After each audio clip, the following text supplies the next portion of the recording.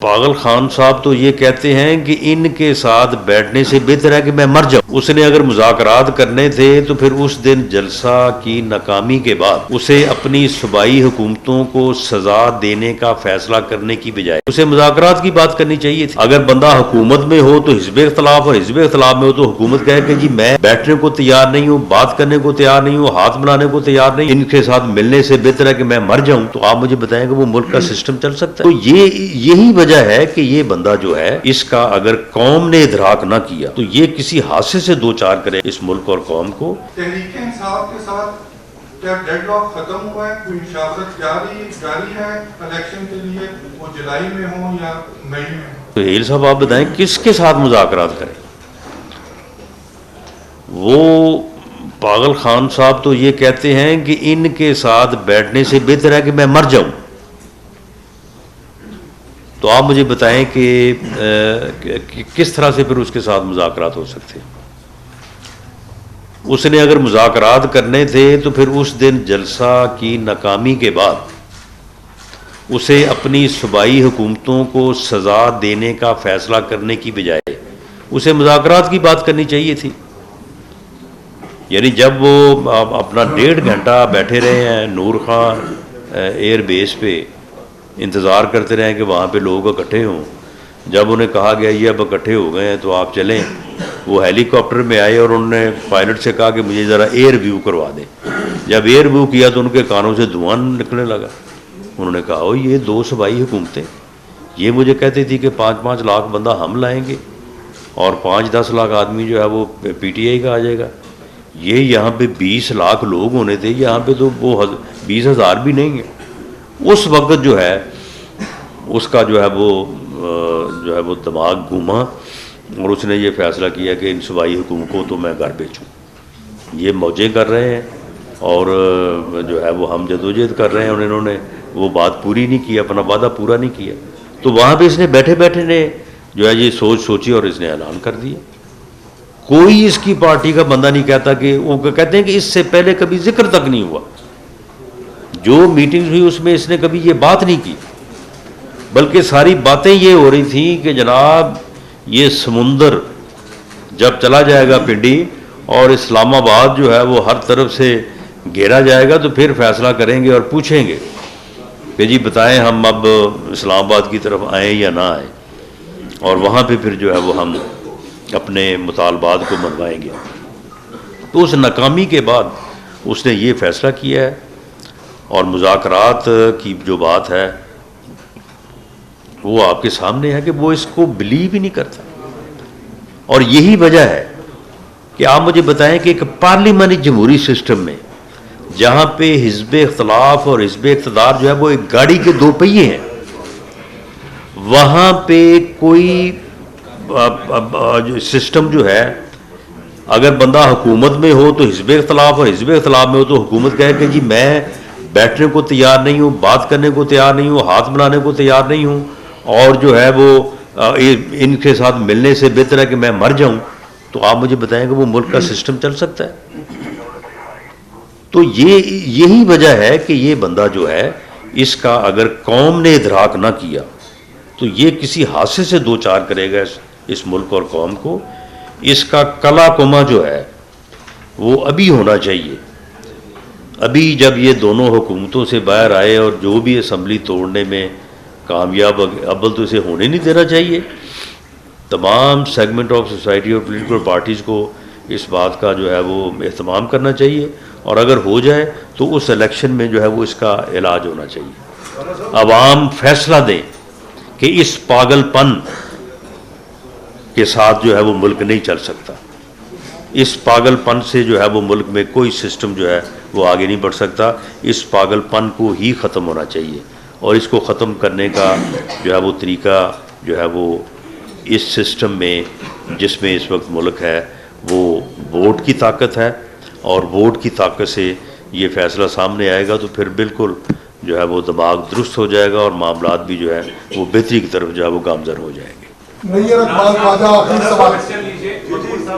जी राणा साहब ये बताइए कि TTP की जानिब से मुआहदा खत्म करने की वजूहात क्या थी और जो पीछे मुज़ाकरात होते रहे उनकी जानिब से डिमांड्स क्या थी, और आप क्या समझते हैं कि इनके पीछे इनके कंधे पे हाथ किसका है या थपकी किसकी है? ये ज़रा थोड़ा सा इसको। नहीं, उनके पीछे हाथ हूथ थपकी किसकी होनी है, ऐसा कोई नहीं है। वो पिछले 15-20 साल से जिस काम के ऊपर लगे हुए हैं, मामला ये है कि उनके साथ कोई बाज़ाब्ता मुज़ाकरात नहीं हो रहे थे, उनके साथ कोई बाज़ाब्ता मुआहदा भी नहीं हुआ था। ये बस एक यानी दो मुखालफ जो फ्री कैन हैं उनके दरमियान बाद चीज़ों के ऊपर एक अंडरस्टैंडिंग होती है। तो ये एक इस किस्म का कोई यानी जो है ना वो सिस्टम था, इसमें उनके साथ कोई बाज़ाब्ता मुज़ाकरात नहीं हुए और कोई बाज़ाब्ता मुआहदा भी नहीं हुआ। लेकिन हमारी तरफ से ये बात वाज़ेह है कि हम कॉन्स्टिट्यूशन से ओवर एंड अबव ना कोई बात तस्लीम करेंगे ना मुज़ाकरात करेंगे, उसके ताबे रह के वो जो करना चाहें करें, उसके लिए जो है वो हुकूमत पाकिस्तान जो है वो तैयार है।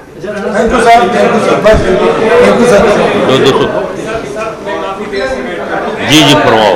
राना साहब पहले हुकूमती वज़रा इमरान खान और तहरीक इंसाफ को चैलेंज करते थे कि आप असेंबलियों से बाहर क्यों नहीं आते। अब जबकि अब की बार वो असेंबलियां तहरीर करने जा रहे हैं तो आप कह रहे हैं कि ये मुल्क में इंतशार फैलाने की साजिश है। तो आप लोगों का पहले का बयानिया ठीक था या आपका बयानिया ठीक है? दूसरा क्वेश्चन ये है कि सेनेटर आजम सवाती को दोबारा पुराने इल्जामात के तहत अरेस्ट किया गया। लोग कहते हैं कि ये हुकूमत की तरफ से सियासी इंतकाम का मुजाहरा है। जी सुन लें जी। इसके साथ एक छोटा सा सवाल है जी, अवाम को कब रिलीफ देगी? आप भी सर मैं ये कहना चाह रहा था कि अगर माजी में देखा जाए तो हिंदुस्तान की भुट्टो ने 4 सीटें एक वक्त पर जीती हैं। अब इमरान खान ने भी 6 सीटें एक वक्त पर जीती हैं सर, तो उनको तो ये घमंड है कि मैं अगर इलेक्शन में गया तो अवाम मेरे साथ है। आपकी जो 8 माह की कामयाबी है सर अवाम को रिलीफ देने में, तो कैसे आप इलेक्शन में जाएंगे? किसके साथ ही है सर? TTP के हवाले से साबिक कमांडर शामत जिन्होंने चाय का कप लगाया था, तो वो कौन सा धरा था जिससे TTP, वो कौन सा TTP का धरा था जिससे कोर कमांडर ने मुलाकात? देखिए धड़े मैं आपकी बात से शुरू कर लेता हूँ। धड़े तो आप देखेंगे वो मुख्तलिफ है, कोई एक धड़ा या 2 धड़े हों तो आपको बता दिया जाए कि ये वो पहला नहीं था दूसरा था, वो तो उनकी तादाद तो दर्जन से ज़्यादा है। मामला ये है कि उसे अगर घुमंड है ना कि मैंने 6-7 सीटें जीती हैं, तो ये घुमंड जो है ना इंशाल्लाह इस मरतबा जो है ये बिल्कुल साफ़ हो जाएगा। रही बात कि जी अवाम को रिलीफ, इसमें कोई शक नहीं कि वो रिलीफ जो हमारा देने का वादा था वो हम नहीं दे सके, और उसकी वजह ये है कि इमरान खान न्याजी की जो हुकूमत इस मुल्क को इकॉनमी को डुबो के और मुल्क को डिफ़ॉल्ट के किनारे पे ला चुकी थी, और IMF के साथ एक ऐसा मुआहदा करके किया उन्होंने कि जिसको इम्प्लीमेंट करने की वजह से हम आवाम को जो है वो रिलीफ नहीं दे सके, और अगर उसके ऊपर अमल ना करते तो शायद खुदा ना खासा मुल्क जो है वो डिफ़ॉल्ट में चला जाता। तो हमारे इस रिलीफ ना देने की वजह से जो है वो ना देने की वजह जो है वो बुनियादी तौर पे जो है वो इसकी वो पॉलिसियाँ हैं इकॉनमी की जो इसने मुल्क में जो है वो रवा रखी। अब आ जाए आपकी बात पे। देखें मामला ये है कि जब हम ये कहते थे कि ठीक है अगर ये इलेक्शन चाहता है तो जो असम्बलियाँ इसके पास है वो तोड़ दे, उनसे जो है वो रिज़ाइन करे, तो ठीक है। अब हम कब कहते हैं कि अगर इसने पंजाब या KPK की असम्बली तोड़ी तो हम इलेक्शन नहीं करवाएंगे? बिल्कुल ये तोड़े, लेकिन इस तोड़ने के अमल में हम इसके साथ शामिल नहीं होंगे, हम इस अमल के जो है वो हक में नहीं है। लेकिन अगर वो असम्बलियाँ रिजॉल्व होती हैं तो इलेक्शन जो है वो हो जाएंगे। और बाकी रही बात ये कि जनरल इलेक्शन, उसके लिए या तो पार्टीज़ के साथ डायलॉग वो करते जो उन्होंने नहीं किया, और दूसरा ये है कि बलूचिस्तान और सिंध के जो हालात हैं वो हालात उस वक्त नहीं थे जब हम ये बात करते थे। आज सैलाब के बाद वहाँ पे जो सूरत हाल है, अगले 6 माह में तो उन दोनों सूबों में इलेक्शन मुमकिन ही नहीं है। तो फिर ऐसी सूरत में जो है वो जब 2 सूबों में इलेक्शन नहीं होगा तो फिर किस तरह से जनरल इलेक्शन होगा। और अगर ये इलेक्शन जो है ये सूबे तकसीम करके 2 पे 1 दफ़ा 2 पे 1 दफ़ा और जनरल इलेक्शन 1 दफ़ा, तो फिर ठीक है, जनरल इलेक्शन जो है वो उन 2 सूबों के साथ हो जाएगा। इन 2 सूबों के साथ फिर जनरल इलेक्शन करवाने की क्या ज़रूरत है, जब ये सिर्फ खराबी के लिए और सिस्टम को जो है वो डैमेज करने के लिए ये करवाने जा रहे हैं। हम कोशिश करेंगे कि ये असम्बलियों को डिज़ोल्व करने में कामयाब ना हो, हम इस अमल का हिस्सा नहीं बनेंगे, लेकिन अगर डिज़ोल्व कर दी तो इंशाअल्लाह ताला इलेक्शन होंगे और उन इलेक्शन में हम भरपूर हिस्सा लेंगे।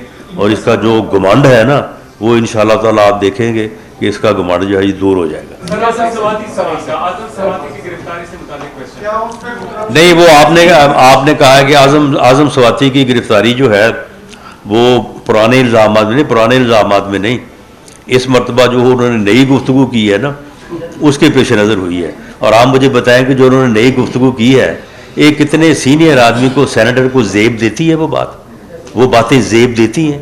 हमें इस तरह का जो है वो गुफ्तगू जो है और इस तरह की बात जो है वो करनी चाहिए। जो इन्होंने 29 को चेंज ऑफ कमांड सेरेमनी के बाद जो बातें की हैं, क्या वो ज़ेब देती हैं किसी इंसान को? तो ये चीज़ें जो है ये इनको भी अब देखना चाहिए।